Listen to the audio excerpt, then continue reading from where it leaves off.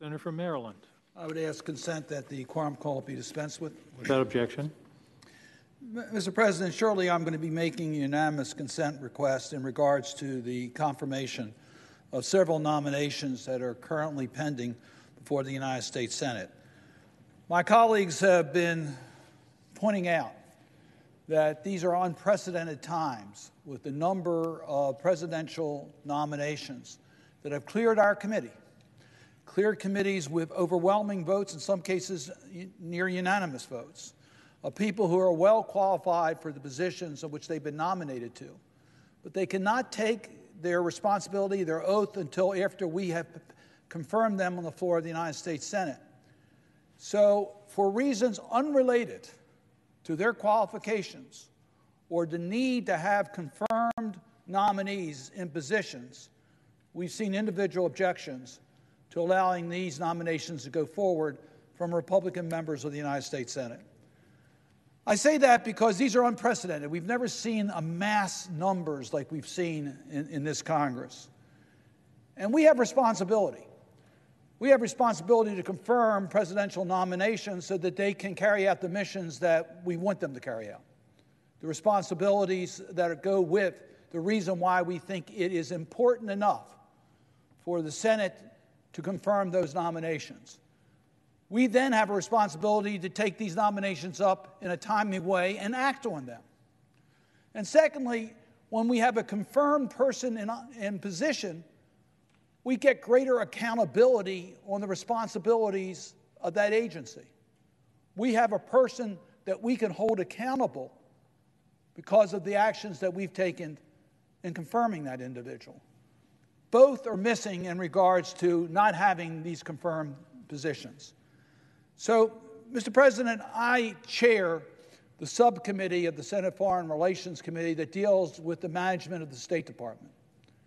And I'm going to be asking a unanimous consent in regards to 7 nominees that have passed our committees a long time ago and have been pending in the Senate for months, where there's no question as to the qualifications of the individuals, but they're not being able to take on the responsibility for why we decided it was important enough to have nominations with the confirmation of the Senate. And that's just not right. And I think we need to point that out. So first, I want to just talk about the individuals, and then I'll make my consent. One is Adam Schneidman as the Special Representative of the President for Nuclear Nonproliferation with the rank of Ambassador. The nomination has been pending before the full Senate since October 19th for over 50 days. Adam Schneidman is the Special Representative of the President for Nuclear Nonproliferation, a position that is essential to national security as the U.S. Special Representative on the Nuclear Nonproliferation Treaties and in support of activities to strengthen global nuclear nonproliferation regimes. Can you think of a more important position? Mr. Schneidman is eminently qualified for the position for which he's been nominated, and there is no stated reason not to confirm his nomination. The second is Jack Merkel, to be representative of the United States to the Organization for Economic Cooperation and Development with the rank of Ambassador. Jack Merkel is the nominee to be the ambassador of the OECD, known as the heavyweight multilateral organization in the area of anti-corruption and keeper of the OECD's Anti-Bribery Convention, which is one of the most important international anti-corruption treaties.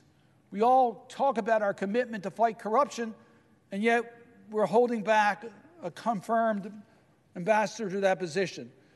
Jack Merkel, former governor, is eminently qualified for the position for which he's been nominated, and there's no reason why we should not confirm his nomination. Marcella Ikobari was appointed to be the Assistant Administrator of the United States Agency for International Development, USAID. The Assistant Administrator for Latin America and Caribbean oversees all USAID activities in the region, including the 13 field offices, 4 regional programs, and 3 Washington, D.C.-based programs. Ms. Escobar served in the same position for which this nomination is being made under the Obama-Biden administration. I must tell you, I was on a call with Senator Blunt yesterday in regards to Colombia, the needs to up our game in regards to USAID activities in that one country. We named so many more. Ms. Escobar is eminently qualified for the position for which she's been nominated. Indeed, she served in this position under the Obama-Biden administration, and she should be confirmed today. Atul Gawande has been nominated as the Assistant Administrator of the United States Agency for International Development, another USAID appointment. Will lead the U.S. international health, development, and humanitarian efforts worldwide. Now, more than ever, Mr. President, we know we need a confirmed person at USAID to deal with the COVID-19 pandemic. Our leadership is desperately needed. We're asking lots of international questions today from the Biden administration. Wouldn't it be nice to have a confirmed ambassador that's responsible for this? The nomination has been pending before the full Senate since September 29th for over 70 days. Dr. Gawande is eminently qualified for a position for which he has been nominated. There's no good reason not to confirm him today. Next will be Marcia Bernacat as the Director General of the Foreign Service and Chair of the Board of the Foreign Service Department of State. The Director General of Foreign Service, who serves concurrently as the Director of Global Talent Management, is responsible for leading the GTM Bureau's mission of recruiting, retaining, and sustaining a diverse, talented, and inclusive foreign service and civil service workforce at the Department of State. The position is critical in the modernization of the State Department and making sure the department is attracting and training the necessary talent needed to tackle the challenges of the 21st century. This nomination has been pending before the full Senate since September 13th, over 86 days. Mr. President, I recently held a hearing in the subcommittee on the retention training of our State Department personnel. We had lots of questions, lots of good things we need to do. We need a confirmed administrator in order to have a person responsible to carry out the changes that we need in regards to the personnel at the State Department. There is no reason why she should not be confirmed without any further delay. My next unanimous consent will be in regards to Julieta Valles-Noez to be Assistant Secretary of State for Population, Refugee, and Migration.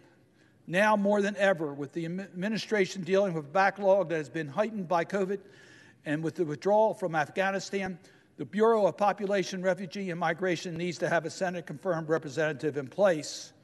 This nomination has been pending for over 50 days.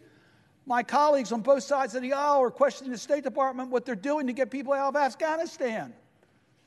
We are asking valid questions.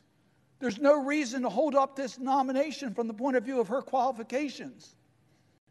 We need this position filled in order to carry out our responsibility to those Afghans that are at risk today and migrants that are at risk around the world.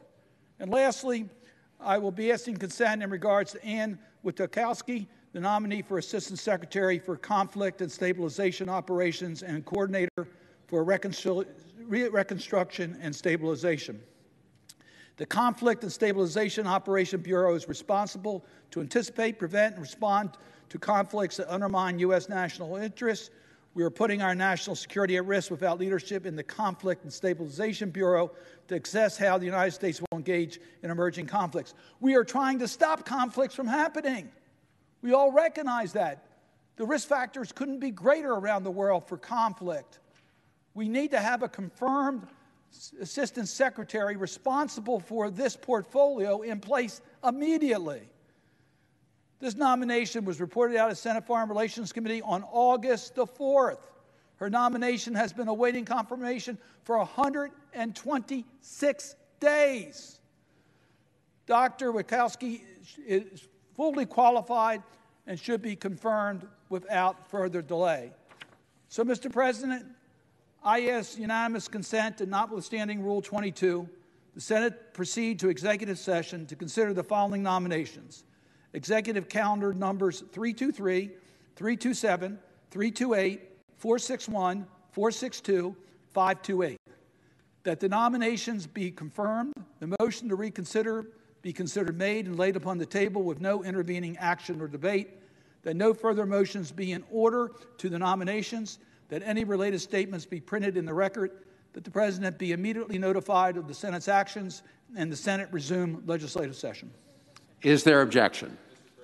The senator from Missouri is recognized. Mr. President, reserving the right to object. Approximately 24 hours after the attack at Abbey Gate in Kabul, I had the privilege to speak with the father of one of the Marines who lost his life there. The young Marine from the state of Missouri, St. Charles County, was named Jared Schmitz. His father, his name is Mark, told me of the devastation of losing his son. He later spoke in public about his son in this way. He said, "I'm very honored," this is Mark talking about his boy Jared, "I'm very honored that I could call him my son. His life meant so much more. I'm so incredibly devastated that I won't be able to see the man that he was very quickly growing into becoming." 13 service members lost their life on that day, hundreds of civilians, and as a result of the botched evacuation operation, hundreds, if not thousands, of American civilians were left behind to the enemy, where hundreds still remain.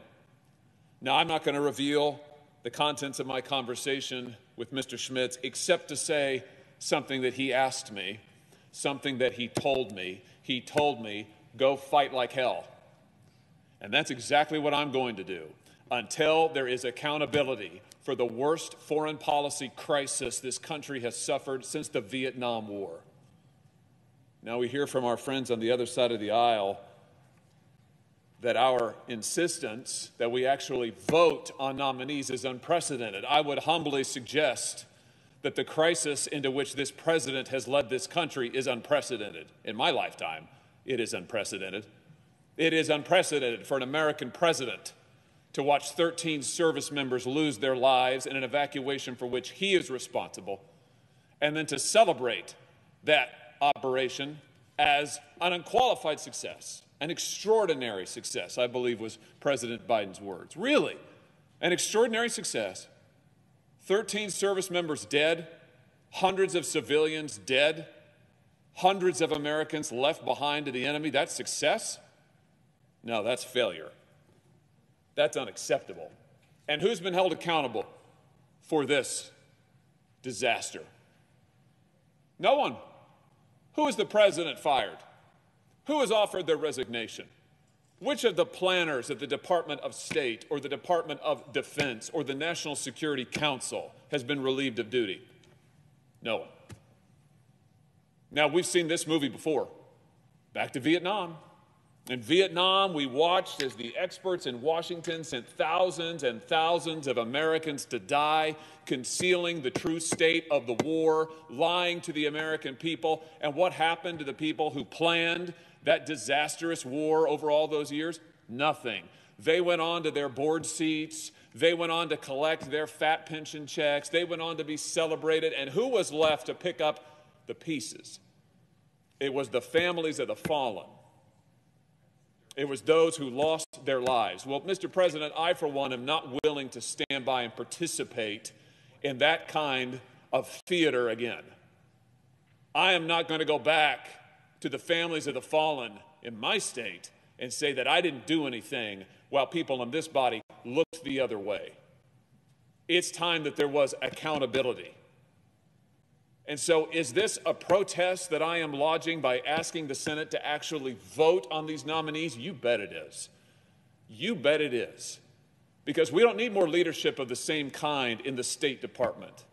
We don't need more leadership of the same kind in the Department of Defense. We need different kind of leadership. We need a different direction for this country. And until there is accountability, I'm going to ask that the Senate do the simple task of its job, which is to actually vote on these nominees. The least we could do is observe regular order and vote on these leadership positions at the Department of State and the Department of Defense. Now, my colleague from Maryland says, and I think he's right, he says that we've got to put national security first. And I agree with him about that. And that begins at the top with the President of the United States and the leadership of the Department of Defense and the Department of State.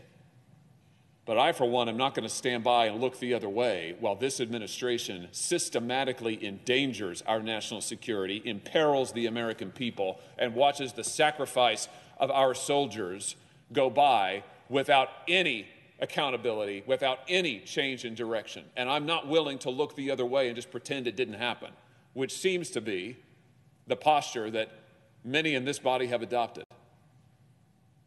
I'm not willing to do that. Frankly, I can't do that because I promised the parents of the fallen that I wouldn't do that. And so I'm going to discharge my responsibility. And as long as it takes, I will continue to draw attention to what happened at Abbey Gate and to demand accountability for it. If I'm still here on the floor doing this in 2023, so be it. 2024, so be it. Until somebody is held accountable. And I don't care who the president is. I don't care what administration it is. I want to see accountability for what has happened in Afghanistan, what happened to those service members, and what happened to those hundreds of civilians who are even now left behind enemy lines to the enemy. I would just note one other thing about the situation we're in vis-a-vis these nominees. While I can ask that there be a vote on the floor of the Senate, I certainly can't prevent that vote. So you might ask yourself, why in the world, if these nominations are so important, and by the way, I agree that these are leadership positions. That's in fact why I'm asking for a vote. These are leadership positions of the Department of State in this case, the Department of Defense in other cases.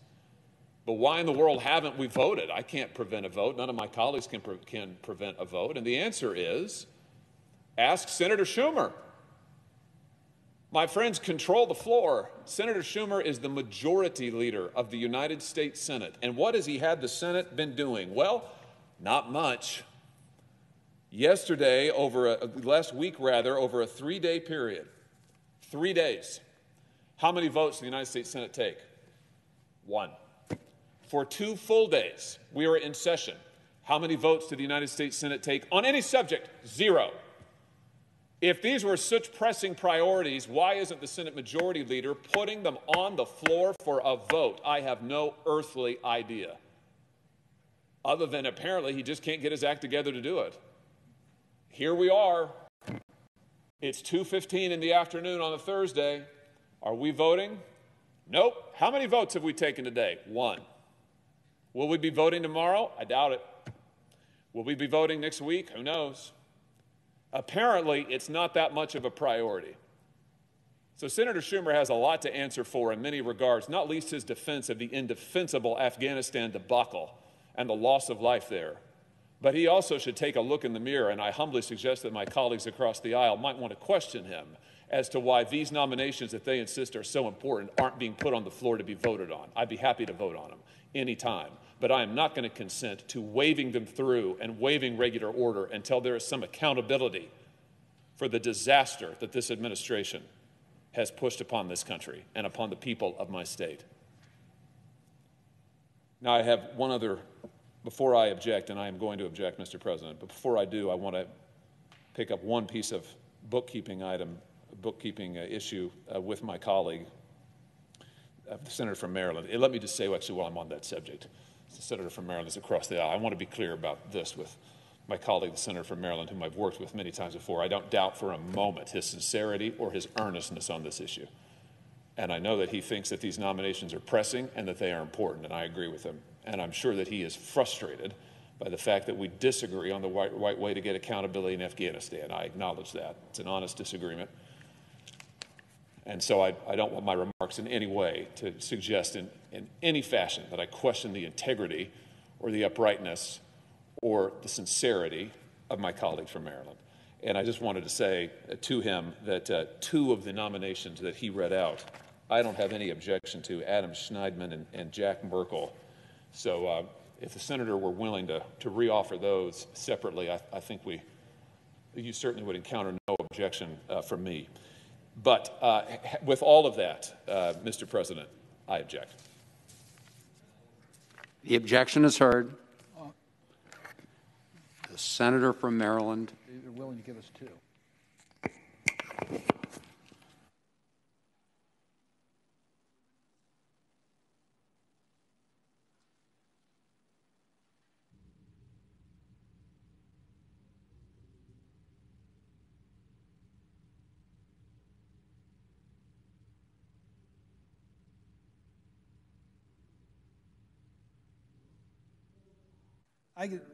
I'd be willing to modify to get those two nominations approved.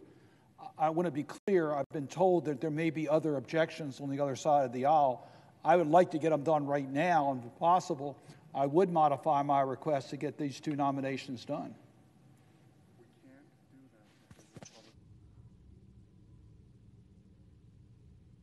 That there is a Republican objection to the other two nominations. So, Mr. President, let me just conclude this part of the discussion by saying, I understand that you have a right to demand a vote, but you're requiring us to follow cloture, which means basically it's a filibuster.